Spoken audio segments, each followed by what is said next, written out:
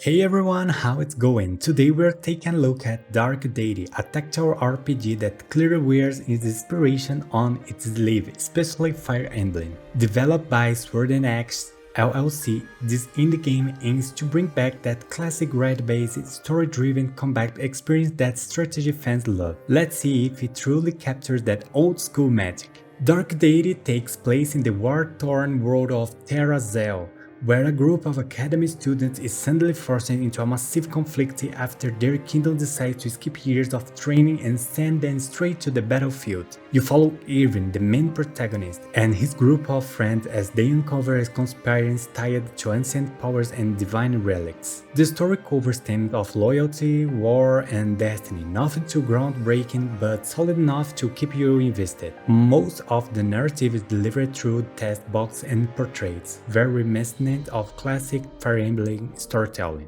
There's a lot of dialogue, and while some characters can feel generic, others develop nicely through optional conversation and bonds. Visually, Dark Deity has the nostalgic charm of pixel art mixed with modern polish. The battle maps are colorful and detailed, and the characters' sprites are expressive enough to bring the world to life. The hand drawn portraits during conversation look great and help give personality to each unit. It's not punching any graphical boundaries, but it doesn't need to. The retro style fits perfectly for this kind of strategy RPG. Animations during combat are simple but satisfying, especially the flashy critical hits that give each class a sense of impact. This is where the game really shines, and also where it shows in the limitations. The core gameplay follows the classic formula, turn-based tactical based on a grind with permanent unit progression, class promotion, and lots of customization. However, Dark Deity adds its own twist. Instead of permadeath, defeated units suffer a grave wound which permanently reduce one of their stats. This keeps the tension high without completely running your run when a mistake happens. The class system is deep and flexible.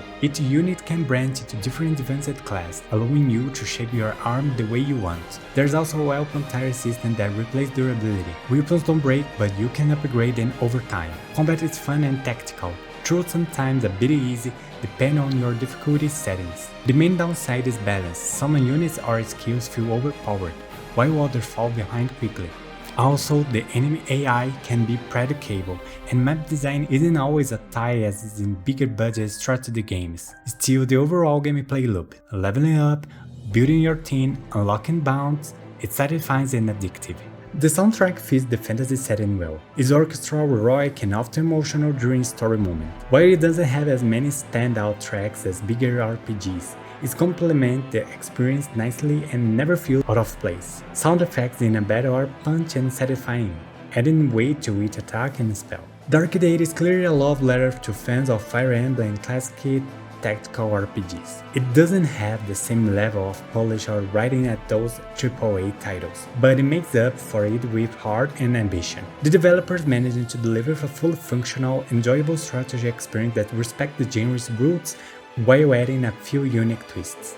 If you love building teams, experimenting with classes, and losing hours in grid-based battles, this game is definitely worth checking out, especially considering it was made by a small indie team. Final score 8 out of 10. It's not perfect, but it's full of passion and offers dozens of hours of strategic fun for fans of the genre. So what do you think of Dark Deity? Did it capture that Fire Emblem feeling for you, or did it fall short? Let me know in the comments below, and if you enjoyed this review, don't forget to leave a like and subscribe for more.